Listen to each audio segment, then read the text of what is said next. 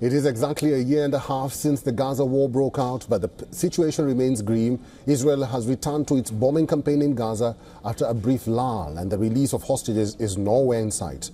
All this as Prime Minister Benjamin Netanyahu is set to hold talks with US President Donald Trump on the Gaza plan.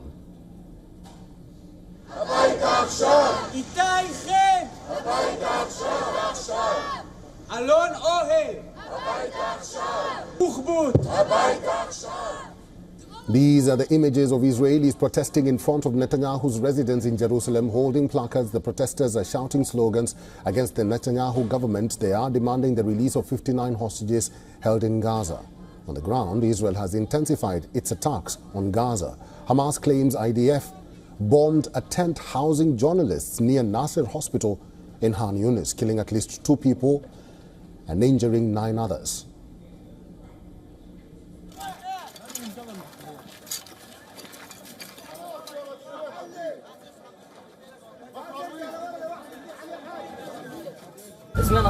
We heard the sound of explosions, then rubble started flying over us, so we went down to see what was happening.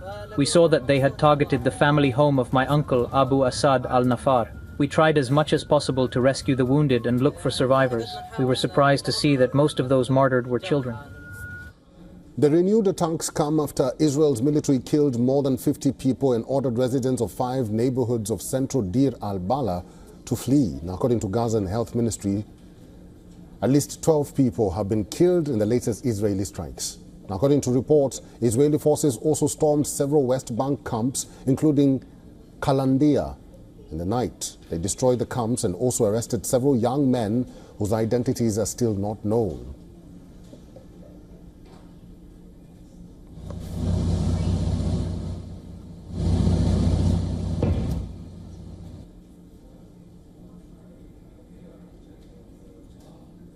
On the diplomatic front, French President Emmanuel Macron says Hamas should have no part in governing Gaza on his visit to Egypt. He has reiterated his full support for the reconstruction plan for Gaza endorsed by the Arab League. Macron made this remark as he held talks with the Egyptian counterpart Abdel Fattah al-Sisi in Cairo. France joins Egypt on a key point, and I wish to reaffirm it clearly here. We are firmly opposed to any displacement of populations and to any annexation of Gaza or the West Bank. This would be a violation of international law and a serious threat to the security of the entire region, including Israel. Achieving stability and lasting peace in the Middle East will remain out of reach as long as the Palestinian issue is left without a just resolution, and as long as the Palestinian people continue to face the scourge of grinding wars that destroy their foundations and deprive their future generations of the right to even hope for a more secure and stable future. For all the latest news, download the WION app and subscribe to our YouTube channel.